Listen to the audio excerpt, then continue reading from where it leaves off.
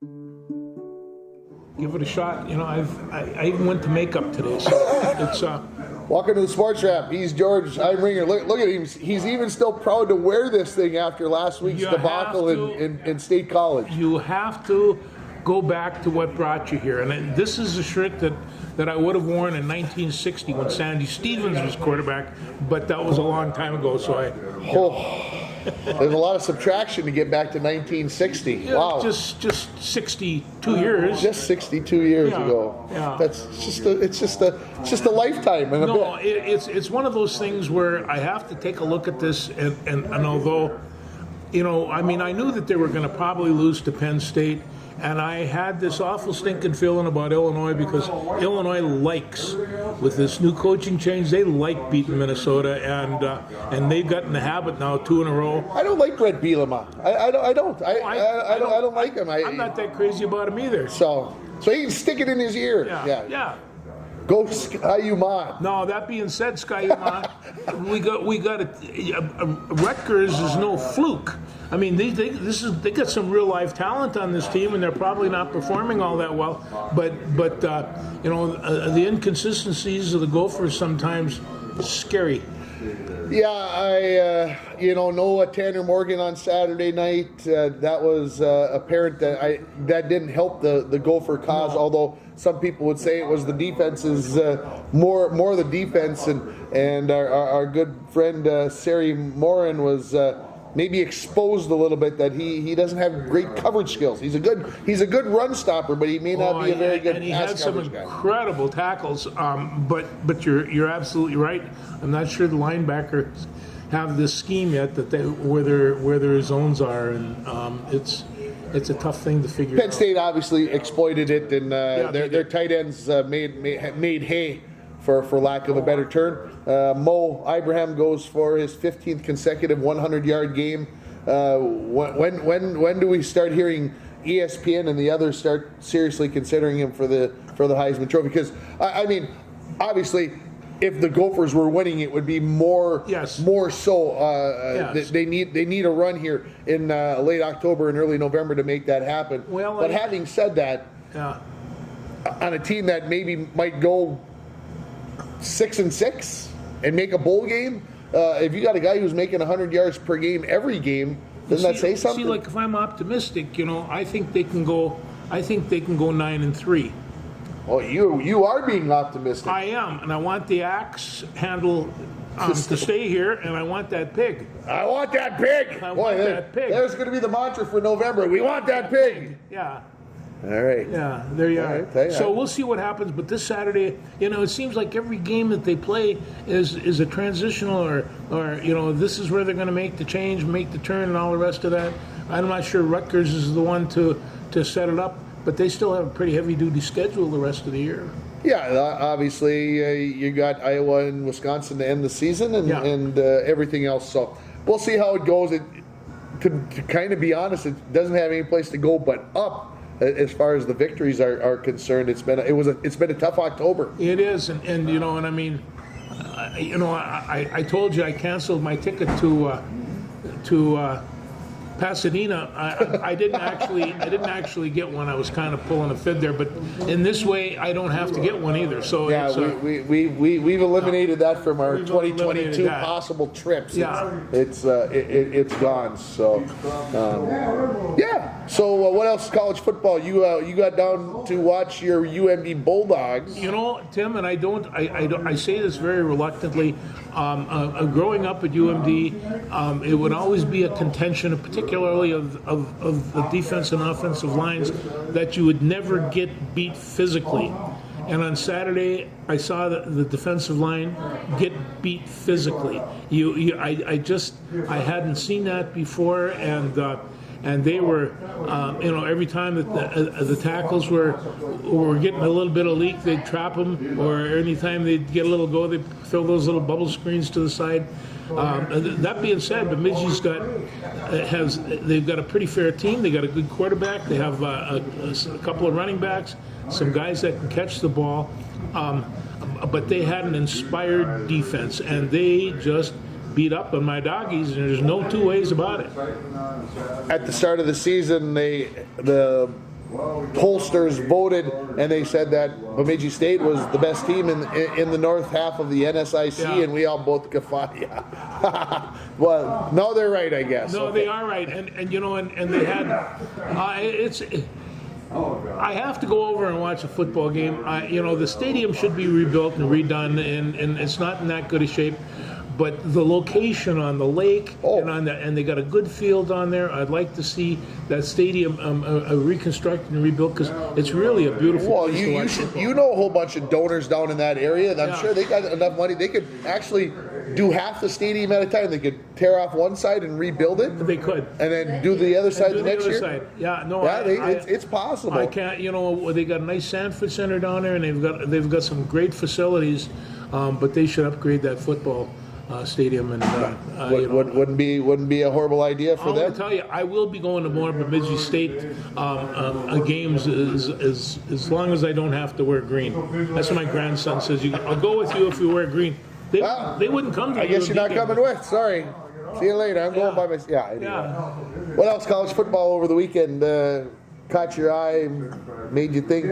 Well, I'm just trying to think back of what we had. My team Army came back and beat up Louisiana Monroe. Who? And just I'm going to tell you right now, say that who, because I think they're playing the third game against the Gophers next year. Oh, okay. So yeah, that's who. That's who, okay. But Army is back into their thing. They have their big fullback Jacoby Buchanan, and he's just a cruncher and fun to watch. So you know, their Monk is coming back to that game control. They just haven't had. I understand they've had some serious injury in the line, and I can see that. But they have to keep those long drives going, and they haven't been able to do that this year. So I think last week on the show we talked about Clemson and Syracuse. Was Syracuse for real? Where you know, were they going to go into Death Valley and lay an egg and really show what they were? Well, maybe they showed what they were, because they had Clemson on the ropes. They did. At the start of the fourth quarter, Clemson down 10 points, and Clemson made some big plays in the fourth quarter, comes back. So Syracuse, my apologies, you guys are for real. Orangemen, they showed themselves very well against Clemson, and when you do that in Death Valley with Clemson, that's ranked 4 or 5 in the nation. They stood up for themselves. I think so. And when I watched them earlier, kind of put the boots to Purdue, and they did it by, in my mind, out-coaching them, and again digging for defense, looking for mistakes and interceptions, stuff like that. You know, a lot of times we forget. Turnovers is such a big part of this game, particularly college game, because you still got kickers that can kick forever, and they have those great big wide goal posts that they can kick them through. And so, you know, that's a little bit of change of. I mean, I learned, even a guy's been around football as long as we have, you still can learn an awful lot about what's going on out there, and it's but you know, we'll see what happens. We've got we're heading towards. I think the grandpappy of the season is going to be this year, Michigan and Ohio State. He keeps coming back to that, folks. And it's just, He's got a premonition on this game. I do, and it's just, you know, Ohio State has seen, you know, that team from up north. They won't even say Michigan, and Michigan is saying, you know, we're going to go down there and you know, and beat them, and it's. You know, so Yeah, it's probably going to be a top 5 showdown when they play at the end of November, and of course, the SEC will have lots to say about how all that plays out coming up over the next month. Like I said, November will be here when we do the show next week. It will be November, and October will be gone, and that means that there's only like a few weeks, and there's no months left in college football, because they only play into late November, early December, and then they take that long break and pretend that they shouldn't be playing football at these major institutions where all these other schools are playing playoff football, and it's all going to change. That's all going to change. But I do remember, and you talk about the Ohio State Michigan game. I was working the Great Lakes, and we had a bookie in Toledo, and we would make. Where else would you have a bookie? Yeah, and so we get in there, and we would, you know, not very much, but we'd have a few $100 that we bet on games, and we always bet on the Michigan Ohio State game where we got really good numbers, Toledo being in Ohio, And all of a sudden, we took a look and Michigan won, and neither one of us had ever won that much money on a football bet before. And we thought, this is great, this is great. And I bet on 2 other games, Michigan, Ohio State, lost them both, and probably was down money. But you don't know that when you're rolling in glory. That's part of the Woody deal. Hayes and Bo Schembechler. I'm not sure that you have that thing right now with Ryan and what's his name. Harbaugh's trying to. He's trying to get into a fight with everybody, right? I mean, wait, don't get me started on Jim Harbaugh. I know, no, we don't have to. Well, let's move on to pro football, if we might. Yeah, we can last do that. week, no Vikings game last week. But we did get good news, Vikings fans. The Packers lose again. Oh, they and they did too. I mean, they got beat up, and it was, I don't want to enjoy other people's misery unless they happen to be the Green Bay Packers. And so you sit down and watch those guys play, and it was just.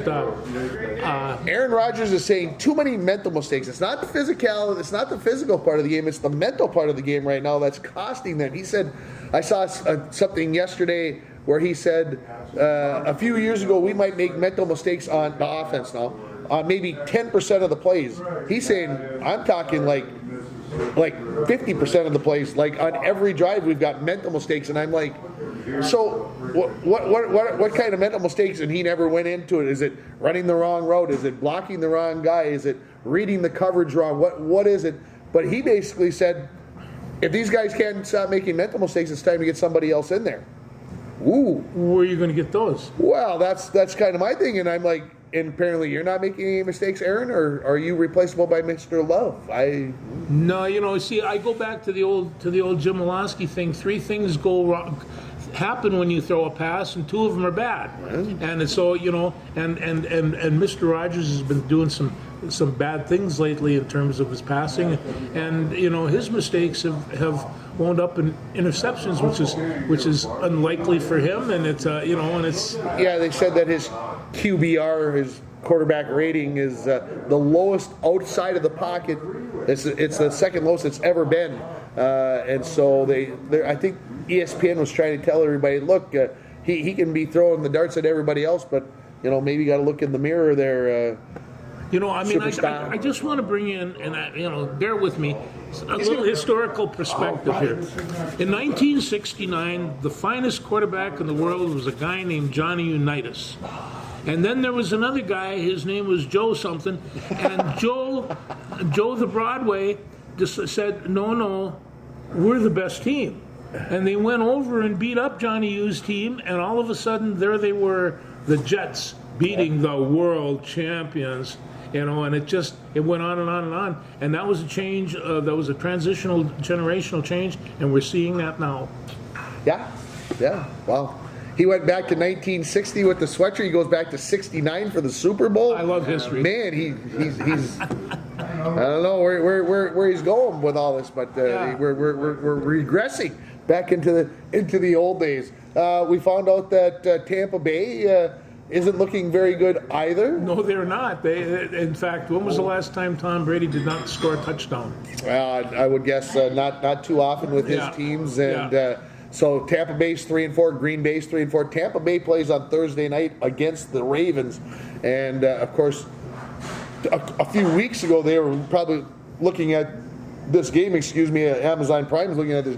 We're going to have these super ratings. Well, I don't know if I really care to watch that game at all because on top of that it's Thursday and I don't have Prime, so I'll find something to do. Work on my blues list. There you go. Jen says she'll share her password with everybody so you can watch the football game. All of a sudden, she'll have 47 TVs watching the same thing at the same time. You just never know how that works out. NFL-wise, we see that Detroit continues to struggle offensively. How that could be after the first few weeks where they... I think their offensive line, they've had some injuries, and they're just really not getting the breaks against this defense, but they're not playing as well as they were in the first couple of games of the year. Monsters of the Midway from Chicago, nice big win against New England the other night. I told you, Justin Fields is really an exciting quarterback, and he likes these running quarterbacks. Remember this, folks. He can make a lot of things happen, and And tell me you didn't enjoy that game a little I bit. watched zero. I listened. Yeah. I listened to part of it on my Yeah. way home from Babbitt after a playoff volleyball game. I did You listen kept to on parts of it. waiting for the monsters of the Midway to fold, and they just kept on growling. Yeah, the defense apparently played pretty They well, really and did play so well. now New England, I believe, is also 3-4. So some of these teams that have always been perennially at the top, all of a sudden under 500, 7 or 8 weeks into the season. So we'll see how all things play out. And of course, the Vikings. This is this parody thing, you know. Vikings at home this week against the Arizona Cardinals, I believe at home, right? New game. So how do you figure this is going to work out? Well, with a week off, the Vikings will start slow. That's my prediction. They'll start slow, and they will end up winning this game about 24-23 Ooh, in scary fashion, and keep the bad sayers out there saying nasty things that the Vikings can't win big and they can't do this and they can't do that. I ain't But they saying keep that. winning. Yeah, that's the deal. You Kirk know? Cousins doesn't know what he's doing. He He's isn't. only been in the A-League for 10 years, and he's making too much money, and that he's carrying all that money around, which slows him down, and he can't make good decisions. They get to be 6-1 and 7-1, and all of a sudden they're going to start getting some respect from some of the media subjects and stuff. And then when you go into Buffalo and they take down the Buffalo Bills, and everybody can shut their big pile. And the New England, and when it's November and they're 10-1 Thanksgiving, after Thanksgiving when they're 10-1. yeah. Well, We'll hope for that, folks. Don't forget about that. Don't sell out the Washington Commanders because they took down those vaunted Green Bay Packers the other day. I love the commies, but it's like when you take a look at what's going on, the league is changing so quickly. And the article today in the paper was, what are you preparing for? You don't know. You're in a sea of change here. Philadelphia is undefeated. New York is 5-1. It just goes on and on. Washington beats up a Green Bay. It's a guy named Bailey Tippy. How about Zappy? Zappy. Yeah. Bailey Tippy, or Zappy, and actually, he looked pretty good. For a couple of series, and then all of a sudden they couldn't do anything. It kind of fell apart for So, him. anyway, the NFL chaos, it will continue. Yes. And, like I said, Pittsburgh beating Tampa Bay last week, and then Pittsburgh should have beat Miami. And you just got to stay tuned because you turn the channel, you stop watching a game, and things change very rapidly. So, Tagovailoa, Tua Tagovailoa. Vailoa, he looked pretty good. Well, he's still a good quarterback. He just, when your brain's gets scrambled like eggs, you need a couple of weeks off. I hope. I've never scrambled my brain that way, but I can see how it happened. His did. I watched it. It wasn't. Yeah, it was a wee bit scary. You want to talk a little high school football while we're do on that. the football mode? Yes. You got to go watch 9-man football last night. That was more fun. Every time I watch a 9-man game, I say, whoa, this is a good time. The field's narrower, but they have those 2 less linemen, and you can get to the outside so much quicker. Yeah, it is a different game, no doubt about it. North Central defeats Big Fork 46-6 in the first round of the playoffs. Now they get MIB, and MIB's averaging, I believe, 56 points a game this season. So we're going to get to probably see a little offense, a little fireworks on Saturday. Well, the Stars, they can put up some points as well. And so what did you say the score, 36-20? 54-30 the last time they 54-30. played. Yep. Geez, that's 84 points no matter Well, where it was you look at. it was 28-22 at the half. And of course, MIB's ranked 3 in the state by the QRF. They've been in the top 5 the entire season, and the scary part is they're no guarantee to get out of the section because Cherry's ranked 5th, and they've got some athletes. Well, I saw some really good play from the defensive line for the Stars. That's Marcus Johnson. He likes number 52, folks. Yeah, Marcus Johnson's worth the price of admission. Well, I saw that one. They threw the ball out, and he had a breakaway going down the sidelines, and he had nothing. Nobody was even going to clap. And all of a sudden, the hammer came down, and there was Marcus on the bottom. I had a little chit-chat with him afterwards, and So you like playing that defense? Oh, yeah, he does. Yeah. He likes playing fullback more. He told me in our Did he? coach's corner Yeah, interview, though. yeah. He said he'd rather run the football than play defense. I said, even when you play and put a big hit, I like to put the big hit when I'm running the ball. It's much more fun. Yeah. Who does want? Like I said, he had 6 carries for 60 yards. He was getting 10 a pop, and those Lead running. block. That's how you get girls, right? Isn't that what it's all? why? You don't get famed by being a defensive person in high school. You get it by scoring touchdowns. The coach Get in the wouldn't- end zone. The coach wouldn't let me anywhere near a football. So, Bronco football team, last time we watched them was a week ago today, on Wednesday. So this is after we did the show last Yeah. week. Broncos lose 47-30, and it was an exciting game. It was. The Broncos got behind 24-0, and that was kind of their undoing. Well, anytime that you're playing against a good team and you get behind 3 touchdowns plus, you're in trouble. And so, the key is to wind up at halftime 14-7, 7-0, something in there where you can quickly strike and tie or even go ahead.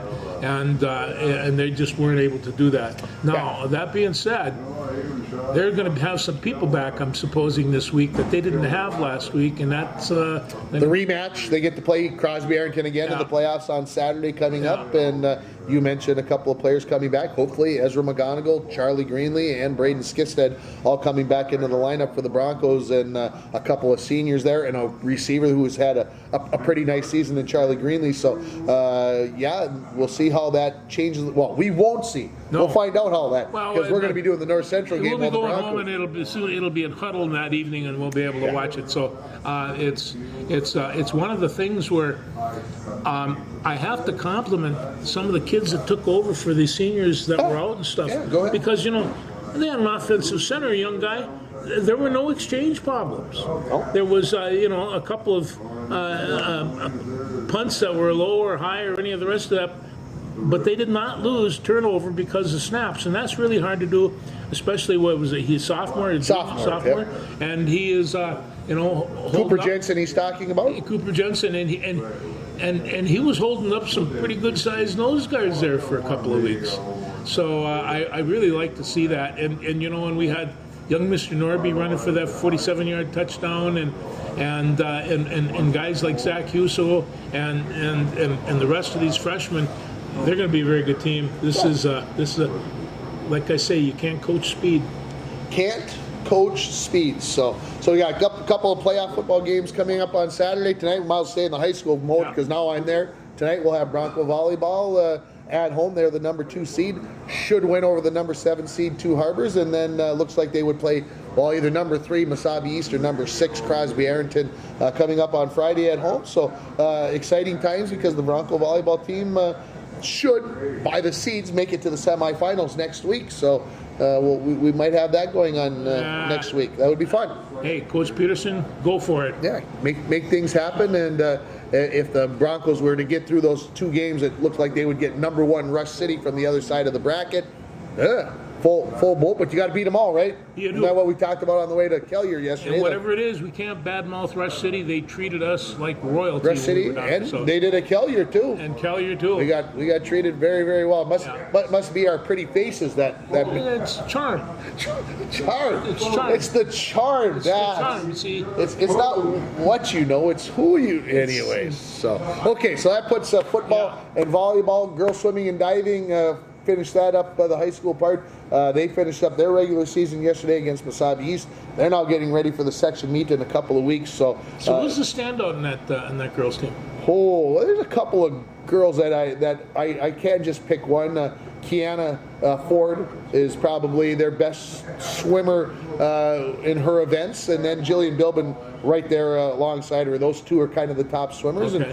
And Kieran Ford, Kiana's younger sister, she's a diver, and she probably won't break into that top area to get to go to state this year, but she's definitely working on it. She's definitely grown this year, and Grand Rapids always has a host of They got divers. more water than the rest of us. I don't know what it is. It's something in the water maybe, and so that's coming up in a couple of weeks. So looking forward to that. And the cross country meet, the section cross country meet, is tomorrow, Thursday. as we film this on Wednesday afternoon at the fabulous Muni in downtown Rainier. Oh, and beautiful. we're looking possibly Abby Hutchinson having a chance to go to state for the Broncos. So I'm excited to go down and get a chance to watch her tomorrow, and hopefully get a chance to talk to her after she claims that state cross-country bid. Well, we're in the transition of seasons, and it's coming on us very, very quick. Let's talk more winter sports then. Let's talk about hockey, and let's talk about the Wild. They get a nice win in Montreal last night. Yeah, it seems like the boys sharpened their skates or deadened their pucks or did something, but Defense, I think. Defense, they're back on Defense. track. And it's just the first couple games were so disheartening because they couldn't seem to stop a puck. But it seemed that the defense is clogging up a little bit better. And I heard 21 blocked shots last night. That's a big number. I know you get a certain number of blocked shots just because it's hockey, but it sounded like that was a concerted effort, to by this team to start blocking some more shots, trying to take it for the team a little bit. Let's quit playing this freewheeling hockey. Let's get out here and let's grind and let's win some games. and I think that the term there that you're talking about is grind, because all those great teams, they're capable of doing that. They can grind. Yeah, absolutely. So they get a tie in Boston, overtime loss, I should say. A tie, I call it that in my mind because it's an overtime loss. On a goal that, hey, it's on the power play, and they just about got out of it. Anyway, they get in Boston 6-1, so I don't think any shame losing to Boston. They beat Montreal on the road. They get Ottawa tomorrow night, and so we'll see. If they keep playing well, they should get a win against Ottawa. I mean, in theory, if you look at it on paper, the Wild should win. That would get them back to the 500 mark. Everybody can. Well, they're sooner or later going to explode and go on a win streak. This is going to happen. I mean, they have the scorers that can all of a sudden, put 6 or 7 goals in the pucks in the net, over the course of a couple of games. So, the last year, as you remember, it was 2-3 weeks before Kaprizov even scored, and we were worried about that, and he wound up setting the doing score okay. record. Doing okay for him. Doing okay for himself. Last Thursday night, I think I told you guys, was going to Toronto. Got to watch the Leafs and Dallas play, and the Leafs went in overtime, and it was, when you think of hockey, pro hockey teams, okay, who do you think of? Well, you came in here, we were talking with Montreal. Jen. We were talking about Montreal and Toronto, right? Yeah. So you expect you're going to go into the Scotiabank Center, the arena, and this place is going to be electric. Well, it was a Thursday night, and I don't know, maybe my expectations were higher, or maybe I was pooped out or whatever, but the place was dead. Oh, really? I was just expecting like this, like a buzz, like, and the first. I think the first shot on goal didn't occur till almost 8 minutes into the game, and I don't know if that put the crowd to sleep, but there was like 17,000 there, and Toronto wins it in overtime. You would think the place would absolutely explode. If you've ever been inside the XL Energy Center when the Wild score a goal, not even an overtime winner, but just a goal, the place is just freaking out. I mean, the music's blaring and the people are screaming and blah, blah, blah. Geez, Toronto scores the game winner, and I'm kind of looking around like everybody's up like golf clapping, and Well, I'm like, they have a lot what? of class, the Maple Leafs, but they're also running second or third in their division. So it's hockey is not always class. So anyway, it was okay in the fact that we got to go to Toronto. It was fun. It was checking off the list and everything else. I'm just going to say nothing against Scotiabank again, but nothing like the XL Energy Center. I mean, come on, you can walk around the outside and still see inside. That's one of my grades. You got to check it out. If you can't walk around on the concourse and you can't see the game, it's a check against. And at Scotiabank, I'm kind of amazed you're not playing outside. It's tough in Toronto. That's the way they used to do it. Yeah. So they had that going on. And That sounds like a really good time. It does. Yeah. Last week, the Gophers in North Dakota played in men's They college did. hockey, and they each won one. So I suppose that keeps both sides happy. It was interesting. We were talking with Uncle Paul last night, and he was talking that the Gophers had split the weekend before and moved from number 2 in the nation to number 1 in the nation. Now what was going to happen when they got a split with North Dakota? Where do they go after another split? I assume they stayed at number 1. Well, my good friend Patrick Russi says, I don't want to hear any more complaints from the WCHE people about moving to the Big Ten. I'd rather play Michigan and Notre Dame, with the exception of North Dakota, because North Dakota, when they play Minnesota, fill the stands and they make a lot of money. It doesn't matter whether it's in Grand Forks or Minneapolis. Last year when the Gophers played their first few series at home, they were getting like 1,500, not 15,000. They were getting 1,500 people in to watch a game, and some of those were season ticket holders who didn't show up. The crowds were really like under 1,000. Well, of course, North Dakota came to town and they put 11,000 people into Mariucci 3M Arena at Mariucci. Does that sound kind of snobby to me? But anyway, it was a full place. It was a great atmosphere. I did not get to see a second of it, but I did read about it, and I'm great for college hockey. It really is good for college hockey. It's good for hockey, period. And and when you have that kind of rivalry, it superimposes UND and UMD, for instance. It is the premier hockey challenge rivalry in this part of the country. UND didn't look so good last weekend. They lost a pair to Wisconsin out of the Big Ten at home. Very surprising. They get Cornell this weekend back at home again. Yeah. And it's got Uncle Paul concerned. And I told him, Scott Sandlin, just relax. By February, he'll have this all figured out.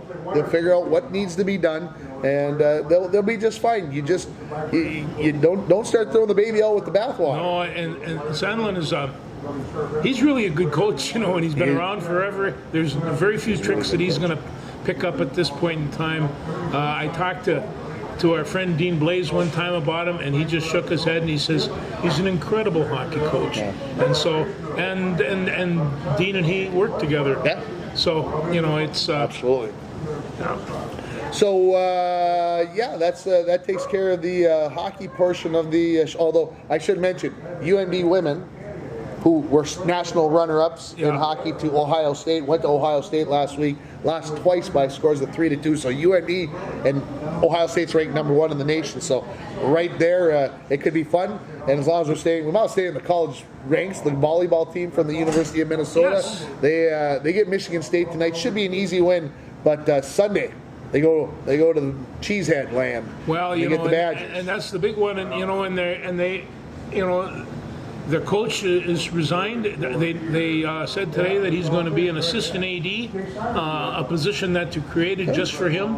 And I had not heard that so part of it. So he's going to stay at the University of Minnesota, and I'm sure that he'll have an eye on that volleyball program to keep it so that they have enough stuff and enough money, like we were talking about a few months ago. Yes, that's probably that, they're gonna have to find a premier volleyball coach, and they're around there, but there aren't might be right many. there on the staff. It might be right there on the staff. Yeah. You just never know. So that Wisconsin game on Sunday again. The Cheeseheads.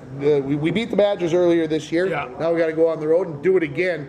And Wisconsin's ranked number 5. The Gophers are number 9. So it ought to be a great battle. Well, it should, and this kind of describes how it is in my house, because my wife's down there screaming for the volleyball team, and I'm upstairs screaming for a football team of some sorts, and it's just. But she keeps me informed what's going on in Minnesota volleyball. And UND volleyball, we should. Yes. I have to mention they played St. Cloud State last night. UND is 4 in the nation. Yeah, I'm just. And St. Cloud State is 7 in the nation. And they went 5 sets, 15-13 in the 5th set. I wish. I enjoyed our time in Kelliher, but I wish I could have watched that one on TV or been there in person. It sounded like it was some fun volleyball to watch. Well, that's why doing broadcasting, especially on Saturday, is tough. It's tough. It's tough. He almost sounds like he might want to get out of that game.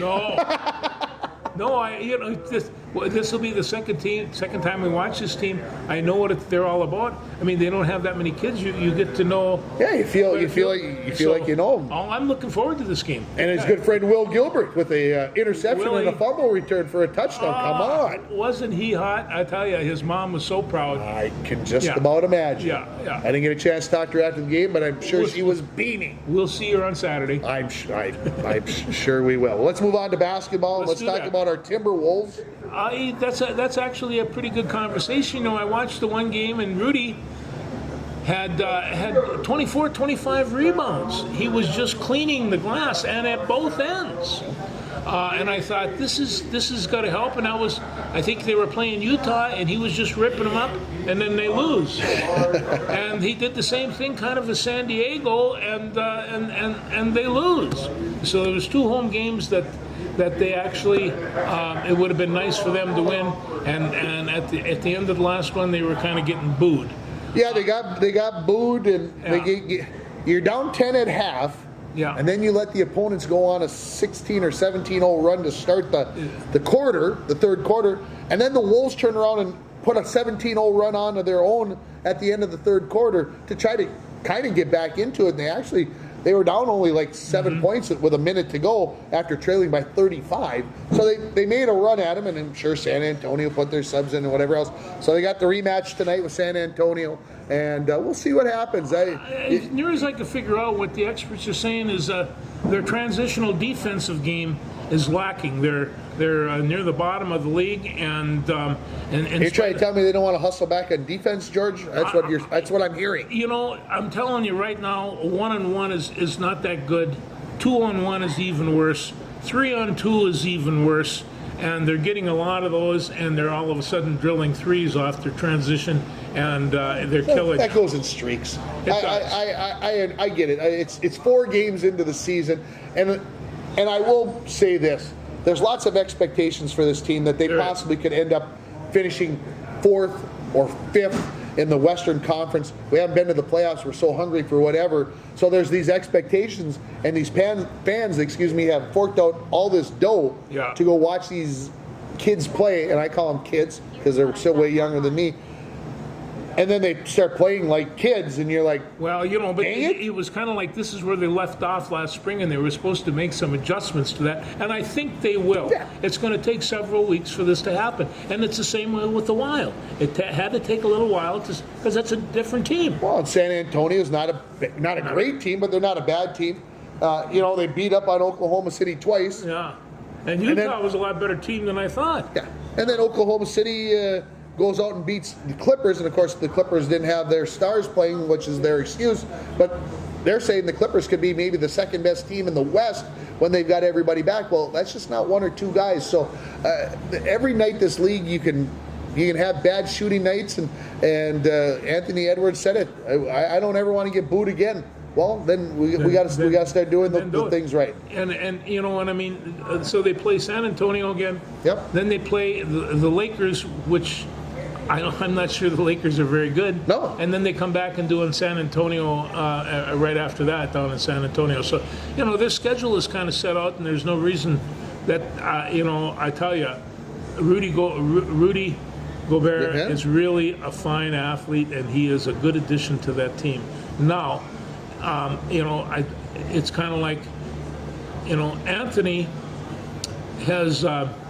Well, the cat says he has to watch his diet. That was in the paper, and he says he's not taking good care of himself. He's not eating the right food. And I'm thinking, I have heard a lot before, but Anthony Edwards, clean up your diet and quit eating. Yeah, he admitted he thought they played back to back. Both Carl Anthony, they both mentioned that they played in Oklahoma City and then lost to San Antonio, and they were not going to use that. It was a back to back with a travel back to the Twin Cities and all that. They were not going to use that as an excuse. But I think that's kind of where it comes, where you got to have your energies. You do. And if you run out of juice in the third quarter to a team so anyway, other than. Anyway, they're an interesting team to watch. So we're not done with. I'm going to throw this out to you, folks. Just let this ooze into your brain folds. The Timberwolves are 2-2, right? Yep. And we were the number 7 team, I believe, in the Western Conference last year, and made it into the playoffs. Right? Okay, we're all happy about that. We're 2-2, and we're freaking out. People are having a crap fit that the Wolves are 2-2. How can they be this bad? Well, the Golden State Warriors, folks, they were the NBA champions last year. Guess what their record is, folks? They're 2-2. Well, we're having a coronary. What are the people in San Francisco and Oakland are probably about ready to jump off of the ship? Well, Literally, because man, they're 2-2. How can they be this bad? they're Northern Californians. They're laid back. So How can they be this bad, George? I don't know. Come on. I just know that the Timberwolves is a lot better than a 500 team, and they have just exceptional talent. Whether they could put it in the right way, whether or not, if they can find out who's going to play the point guard and do that. All I'm saying is Golden State should be in a bigger panic than the Timberwolves should be when they're both 2-2. That's the point I'm trying to make. So Timberwolves fans, let's just in through the nose, out through the mouth. Everything's going to be fine. Do you realize that by this time next week, the Gopher men's basketball team will have their exhibition against St. Olaf? Actually, it's one of the things that he might bring this up here, but we're talking about a couple of young freshmen. Now, these are freshmen, and this is Farrell Payne and Joshua Ola Joseph. And these guys, they were talking about Ola Joseph. He's one of the strongest guys in the team, and he's a true freshman. Okay. And so these guys are coming up, and they're hammering each other up. So they think that these guys are really going to help the team. And in that league, if you have freshmen that can help, you're doing pretty good. That's good recruiting. Yeah. That's good stuff. Yeah. And of course, women's basketball in the same situation. They're going to be starting here, and of course, next week is the first week in November, starting November 7th. That's when the games can start for real. We're 2 weeks away from the Gophers actually playing a game for real. They'll play Western Michigan. So it's like I said, it's right around the corner, and like I said, things just keep getting busier. We got to finish up with baseball. We got the World Series. We got the World Series. And that gets started on Friday with the Houston Astros, who swept out the New York Yankees. I don't think we're surprised that the Astros won the series, but I am surprised that they swept. I will say that. They haven't lost a game yet. Haven't lost a game yet in the postseason. 7-0. And they get this pitching staff that's just incredible. The only thing they have is the Miracle Phillies, or what do you want to call I don't know what I want to call the Philly cheesesteaks. They are hitting the tater, and they're playing very good. And I'm not sure that Houston can sweep this team. Well, I don't think Philly was given much chance when they played in St. Louis, because St. Louis always takes care of business. And then when they played Atlanta, 101 win Atlanta, 102 win Atlanta, whatever they ended up being, nobody said, well, they got no chance. Well, they win 3-1. And then they get San Diego, and it's the 5 seed against the 6 seed, and everybody's like, well, and then San Diego beat the Dodgers. San Diego beat the Dodgers, and they got loaded up with all this talent, and then the Phillies beat them 4-1, and so this is a rematch of the National League Championship Series from 1980 that the Phillies won, and so it means absolutely nothing, but it's just kind of fun to talk about that they used to be in the same league, and now they're on opposite sides of the fence, and so we'll just throw it out there flat out. Do the Phillies have a chance? They have a chance. They have a chance. A chance. Not a good chance? No, they can't keep doing what they've been doing? I think both of us picked Houston to be world champions this year, and unless something happens, they've got such a good baseball team and it's a well-balanced job. I mean, good pitching from top to bottom. They got probably one of the best pitchers. And according to the Yankees, they're very lucky. Well, they are lucky, and and doesn't luck have something to do with it at this point of the year? Luck is where preparation meets opportunity. Right? Yeah, well said, George. Yeah. Well said. I applaud that. Hey, the New York Yankees, you can't strike out 50 times in the first 3 games or 4 games, whatever it was. Especially with a champion home run hitter. Yeah, you can't expect to win that way, guys. You can whine and complain about all the luck you want in the world that they shouldn't have won this game or did that or whatever. But it is what it is. So we both are going to claim that Houston's going to win the World Series. Yeah, How many games? I think it's going to take 5, but Five's a good number. That's a good number. Five's a good number. So they'll play Friday, Saturday, get Sunday off. They'll play Monday, Tuesday, You know, Wednesday, you just and then it'll be done. watch Philly will come in and beat them 2 on the opening weekend, and we'll be sitting around there with thumbs We'll be in our back noses. here next week going, Yeah. they're doing it, folks. Philly is How somehow can they do finding it? a way Yeah. through this. So, What can I say? I'm going to be okay that the baseball season is going to be over. With I'm- college basketball getting started and everything else, It's a jumbled up session we right almost here. need to like clean a little bit. You know, a little do. spring cleaning. My wife likes to get rid of stuff. Well, it's time baseball needs to kind of slide away. And Well, you know, and it's November, December, January, February, March. 5 months will be in March Madness. it'll be here before we know it. Exactly. You know, They announced that Jim Nance is going to be doing his final four this coming season. At the age of 63, they're kicking him to the curb. Or do you think it was his decision? I just talked about the generational change that's going on, and Nance has been there for a long time, and a perfectly capable, you know, a job. But yeah, I think they made it worth his while for him to retire. Yeah, I think you know, with the end of the NCAA tournament, right into the Masters, Yeah. the whole 9 yards. At 63 years of age, you probably have earned the right maybe to clip something from the whatever. And he'll still be doing college basketball. He's just not going to be doing the Final Four. I mean, give the guy a little time out. I hope they do that for us down at the radio station. They're going to clip things away Well, and yeah. pay us to clip that away. Hey, me Mike, leave. are you listening to this guy? He's got great ideas. Pay me to leave. Pay us more to do less. Yeah, That seems only fair. that's the way. That's the way this world. It's the way of the world, man. It's America. Come on, I want more if you're doing less. he's a millennial. I think that's or Gen Z or something. What's the right? I don't even know what the I right. don't Let that out go. What else? Anything else we got to discuss? No, wrestling's Man, going to start real quick, and wrestling's we'll gonna- have a good wrestling report next week. I've been kind of catching up with a little bit, but wrestling's going to start, and like you said, in mid-January we're going to do the Coach's Corner from From the Rick Lee down at the Rick Sanford Lee- Center, I Rick Lee talked tournament. to Mr. Omdahl via text or Yeah. texted him this afternoon. Said we're in. Yeah. Get us hooked up with somebody at the Sanford Center so we can set up with a table and a few chairs, and we'll just set up right out in the concourse so it's easy for people to get to us rather than going up in the luxury area like we were the last time. Yeah, where luxury is not for us. Yeah, that's not our style. Yeah.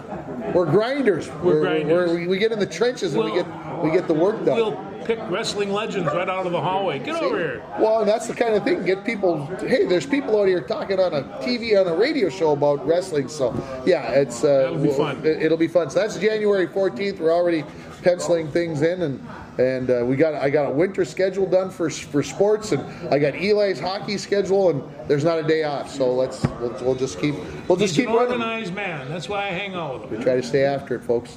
Thanks for watching. We'll see you next week.